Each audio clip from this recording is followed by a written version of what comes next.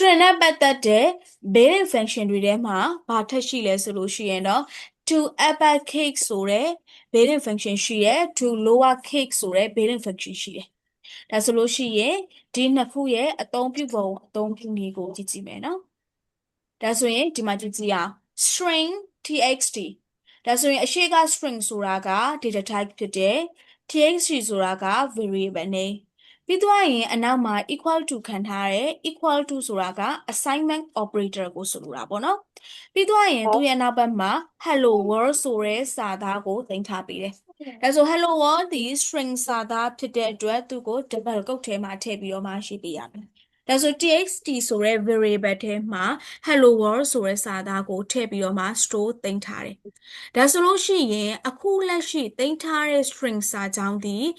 h ကအကြီး W ကအကြီး capital letter နဲ့ရေးထားတယ်ပေါ့နော်အနောက်ကစာလုံးတွေကိုကြားလို့ရှိရင်တော့တို့တွေက small letter နဲ့ရေးထားပေးတယ်ဒါဆိုလို့ရှိရင်အခုလက်ရှိစစဦးဆုံးသူက assign လုပ်ထုံကကြတော့ဒီလိုပုံစံလေးရေးထားတယ်ပေါ့နော်သို့ပေမဲ့ output return ထုတ်တဲ့အခါကျရင်အားလုံးကိုစာလုံးကြီး capital letter နဲ့ output return ထုတ်ချင်တယ်ဒါဆိုလို့ရှိရင်တော့တဲ့သူကဘယ်လိုမျိုး built-in function သုံးလို့ရလဲဆိုလို့ရှိရင် to uppercase ဆိုတဲ့ built-in function သုံးလို့ရတယ်ဒါဆိုလို့ရှိရင်ကိုယ့်ရဲ့ variable name က txt ဖြစ်တဲ့အတွက်ကြောင့်မို့လို့ txt ပြီးသွားပြီဆိုလို့ရှိရင် dot ခံမယ်ပြီးသွားရင် to uppercase ဆိုပြီးတော့မှရေးပေးရမယ်ဒါဆိုလို့ရှိရင်သူက output return ထွက်တဲ့အခါကြာလို့ရှိရင်စာလုံးအားလုံးကို capital letter ရေးပြီးတော့မှသူက output return ထုတ်ထားပေးမယ်ပေါ့နော်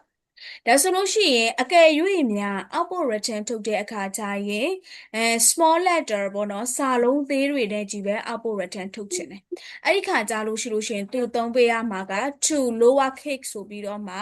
built-in function သုံးလို့ရတယ်ဒါဆိုလို့ရှိရင်ကိုက initialization လုပ်တုန်းကကြလို့ရှိရင် initialize လုပ်တုန်းကဘယ်လိုပဲရေးထား output return ထုတ်တဲ့အခါကျလို့ရှိရင်တော့သူက lower case တွေနဲ့ကြီးပဲသူကoutput return ထုတ်ပေးမယ်ပေါ့နော်စာလုံးသေးတွေနဲ့ကြီးပဲသူက output return ထုတ်သွားပေးမယ်ပေါ့နော်